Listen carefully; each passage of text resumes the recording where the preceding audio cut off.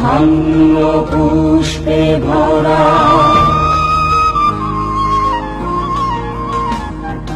ঘন ধান্য পুষ্পে ভরা আমাদের এই বসুন্ধরা। তাহার মাঝে আছে দেশ এক, সকল দেশের সেরা। ও সে স্বপ্ন দিয়ে তৈরি সেজে, স্মৃতি দিয়ে ঘেরা।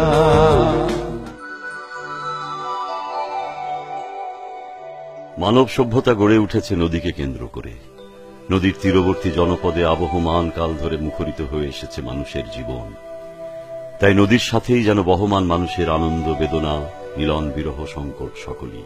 এমনই এক নদীর নাম ইছামতি, যাকে ঘিরে রয়েছে ঢাকা জেলার অন্তর্গত নবাবগঞ্জ উপজেলা। রাজধানীর 0 পয়েন্ট থেকে নবাবগঞ্জ উপজেলার দূরত্ব প্রায় 37 কিলোমিটার, আয়তন 245 বর্গ কিলোমিটার, মোট জনসংখ্যা প্রায় 3,20,000। এর ইউনিয়নের সংখ্যা 14টি, মসজিদ রয়েছে 442টি, মন্দির 292টি এবং গির্জা 5টি।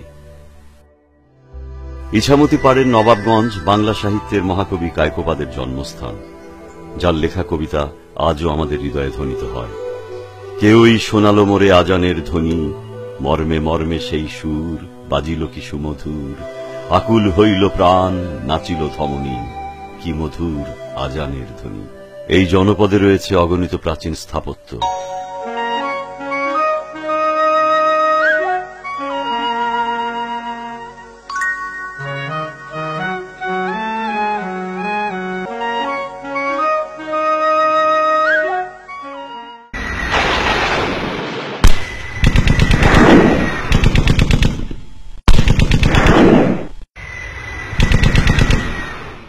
উনিশশো ৭১-এর বীর মুক্তিযোদ্ধাদের লড়াইয়ের গৌরবোজ্জ্বল ইতিহাস। আমাদের ইছামতি নদী এর নীরব সাক্ষী। এর দুই তীরে শান্তিপূর্ণভাবে কাঁধে কাঁধ মিলিয়ে বসবাস করে আসছে হিন্দু, মুসলিম, খ্রিস্টান সম্প্রদায় সুদীর্ঘ কাল ধরে। উপজেলা তথ্য অনুযায়ী শিক্ষা প্রতিষ্ঠানের মোট সংখ্যা 169টি।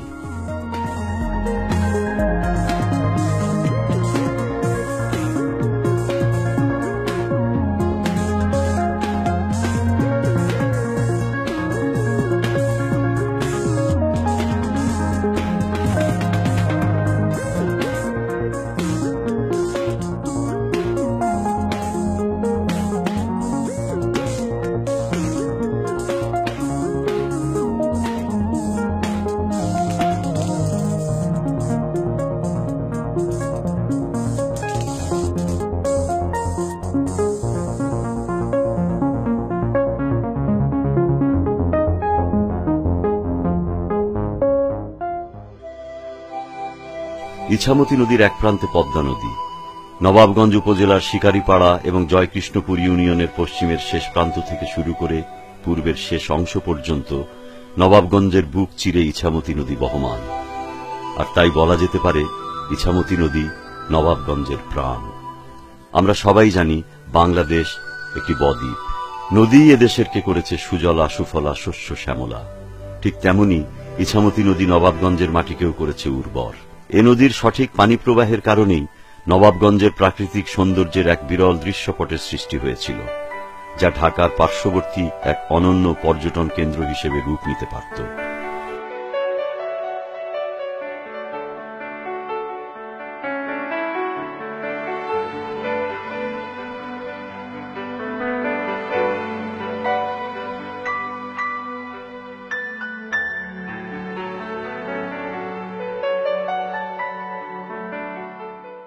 একসময় ইছামতি নদীর কূল ঘেঁষে অবস্থিত কলাকোপায় অনেক অভিজাত হিন্দু পরিবারের বসবাস ছিল, যার বহু নিদর্শন এখনো তারই স্বাক্ষর বহন করে।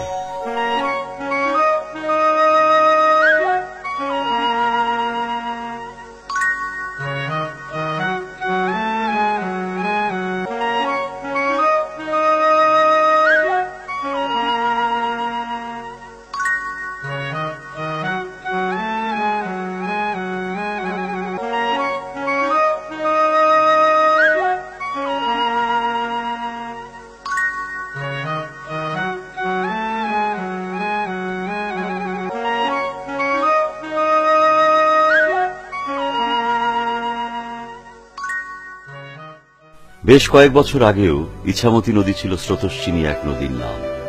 তখন ঢাকা সহ সারা দেশে নবাবগঞ্জবাসীর প্রধান যাতায়াত মাধ্যম ছিল লঞ্চ আর পালতোলা নৌকা। তখন লঞ্চের ভেঁপু আর মাঝির গানে মুখরিত ছিল ইছামতি নদী। বায়া যাও রে মাঝি বায়া যাও রে, অকুল দরিয়ার মাঝে আমার ভাঙা নাও রে মাঝি বায়া যাও রে, মাঝি বায়া যাও রে, অকুল দরিয়ার মাঝে আমার ভাঙা নাও রে মাঝি বায়া যাও রে। ভেন্না কাঠের নৌকা খানি মাথানে তার গুড়া, ভেন্না কাঠের নৌকা খানি মাথানে তার গুড়া। এ নদীকে ঘিরে ছিল বিভিন্ন খাল বিল। বর্ষার পানি থুই থুই করত, শখে দাঁড় চিপে মাছ ধরা আর মনোমুগ্ধকর নৌকা বাইচ সবই যেন এখন শুধুই স্মৃতির অ্যালবামে। প্রকৃতি যেমন গড়তে জানে তেমনি ভাঙতেও জানে। তাই উত্তাল ইছামতি এক সময় ভেঙে নেয় তার কুল। ভিটে মাটি শূন্য মানুষের হাহাকার চারিদিকে। নবাবগঞ্জের অনেক সুপ্রাচীন বট ও প্রাকর বৃক্ষ সহ শহীদ মিনার, নবাবগঞ্জ প্রাইমারি স্কুল, বলমন্তচর কবরস্থানের কিছু অংশ সহ আরো কত কিছু বিলীন হয় নদীগর্ভে তারই উদ্যানে। এ প্রলয়ঙ্করী ভাঙন রোধে তাই 1996 সালে নবাবগঞ্জ উপজেলার কাশিয়াখালীতে বাঁধ দেওয়া হয়। ভাঙন থেকে রক্ষা পায় তীরবর্তী এলাকা।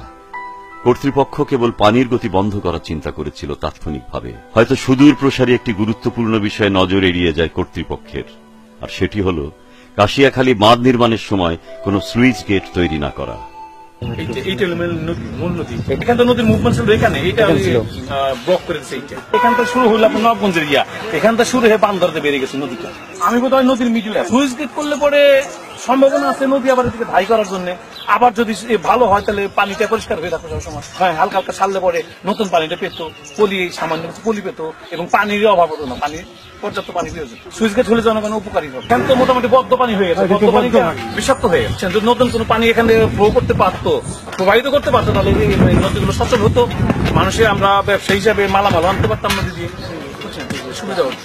সঠিক পানির প্রবাহ না থাকায় বোরো মৌসুমে সেচ কাজে পানির অপ্রতুলতা দেখা দেয়।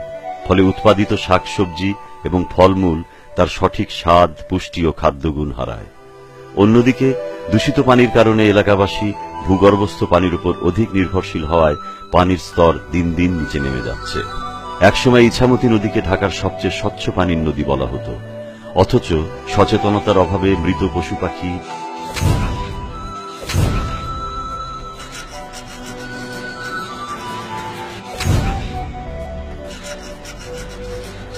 মানব বর্জ্য,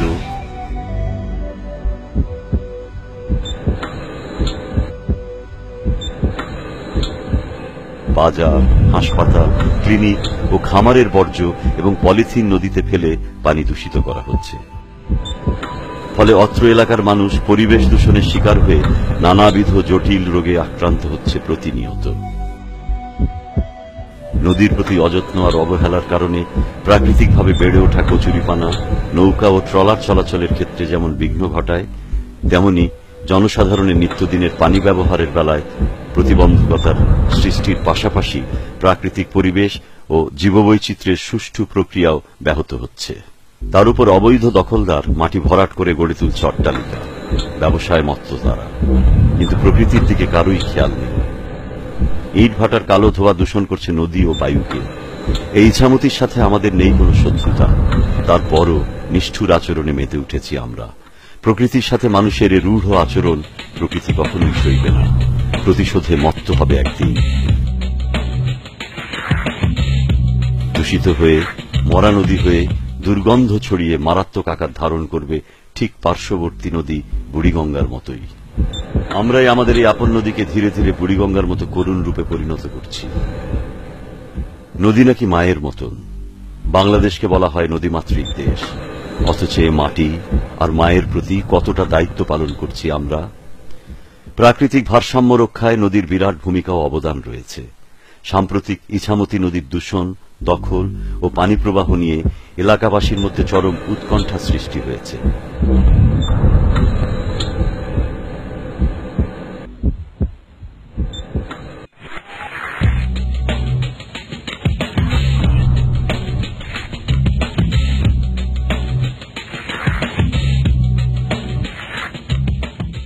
যদিও আমি দেখতে পাই না, সকলে আপনারা হয়তো দেখতে পাচ্ছেন, তারপরে ইছামতি নদী কিন্তু আমার জন্য একটা অহংকার, কারণ ইছামতি নদী একেবারে আমার থানা এবং গ্রাম ঘেঁষা। তো এই ইছামতি নদী যদিও আমি দেখতে পাই না, তারপরেও বুঝতে পারছি এখন যে দোসনদাদের কবলে পড়ে এখন সেটা নষ্ট হওয়ার পথে। তাই আমি এই অবস্থা থেকে ইছামতি নদীকে বাঁচাতে এগিয়ে আসছি। আপনাদেরকে আমি উদাত্ত আহ্বান জানাচ্ছি, এই আমাদের এই অহংকার ইছামতি নদীকে বাঁচানোর জন্য আমি সকলের প্রতি আহ্বান জানাচ্ছি।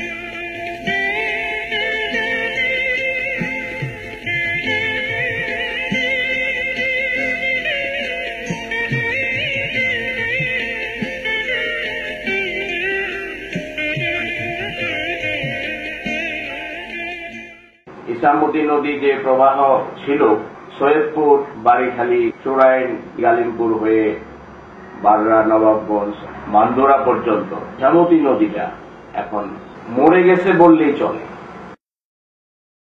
শ্রীনগর, নবাবগঞ্জ, সিরাজদিগানের একটা কেন্দ্রস্থল। এই কেন্দ্রস্থলের ইছামতি নদীতে পানি নাই বিধায় সর্বস্তরের মানুষ আমরা বিভিন্ন সমস্যার মধ্যে দিন যাপন করছি। যথাযথভাবে সুইচ গেট স্থাপন করে আমাদেরকে পর্যাপ্ত পানি প্রদান করে আমাদের মরুভূমি থেকে আমাদের উদ্ধার করবেন, এটা আমাদের বিশেষ আহ্বান। ইছামতি নদীর পানি দেখে আমরা দুই পাশে আমাদের ডাইনের দিকে আরল বিল মরুভূমি, পানির অভাবে কৃষকরা চাষাবাদ করতে পারে না। এই নদীতে আগে দোতলা লঞ্চ, স্টিমার সব চলতো এখানে, আজকে সেখানে মরুভূমি হয়ে গেছে। এটা আমাদের বারৈখালী ইউনিয়ন। এই ইউনিয়নের চাষাবাদের যে বিভিন্ন ঘটতেছে পানির অভাবে, আজকে সেলু পাম্প দিয়ে নিজে থেকে পানি পেতেছি না, নদীতে পানি নাই, নদী ভরাট হয়ে গেছে। এখান থেকে গেলে দেখা যাবে খাররা, আপনার গালিমপুর, গোবিন্দাপুর, সোনাহাজরা, আগলা, টিকিটপুর, আপনার কুমোরগঞ্জ, এই পুরা নদীটাই শুকনো, কোথাও পানি পাই না। আমাদের জমিতে পানি দিতে পারি না, পানিতে আমরা অনেক কষ্ট করি। এখন আমাদের ওই বাসায় কলেও পানি উঠে না। এখন এই নদীটা যদি আমাদের একটা সরকার থেকে কোনো ব্যবস্থা করে দেয়, তাহলে আমরা মনে করি এলাকাবাসী, গ্রামবাসী সবাই সন্তুষ্ট। কিন্তু তারপরেও ইছামতি নদীর নামটা যেমন তারা ধারণ করে আছেন, সেইভাবে ইতিহাসটা ধারণ করে আছে বর্তমানে গালিমপুরের ইছামতি মহাবিদ্যালয়। নবাবগঞ্জ থানার ইছামতি নদীর তীরে অনেক বুজুর্গ ব্যক্তি বর্গ ঘুমিয়ে আছেন। অনেকের মধ্যে হযরত আফাজউদ্দিন শাহ রহমতুল্লাহ আলাইহি, ওনার পীর সাহেব বন্ধু শাহ, উনি খানহাটিতে ঘুমিয়ে আছেন, এবং সোনাহাজরা মাদ্রাসার ইসমাইল কারি শাহ সাহেব আছেন। দুই তীরের মানুষগুলা নদীর এই যে সুযোগ থেকেও বঞ্চিত হচ্ছে, নদীর পানি থেকে বঞ্চিত হচ্ছে ফসলের মাঠ। আরিয়ল বিলের একটা বিরাট অংশ ইছামতি নদীর পানি প্রবাহের উপর নির্ভরশীল ছিল। বর্তমানে যতটুক নদী আছে, এতটুক নদীকেও আমরা যদি সুন্দরভাবে এটার যত্ন নেই,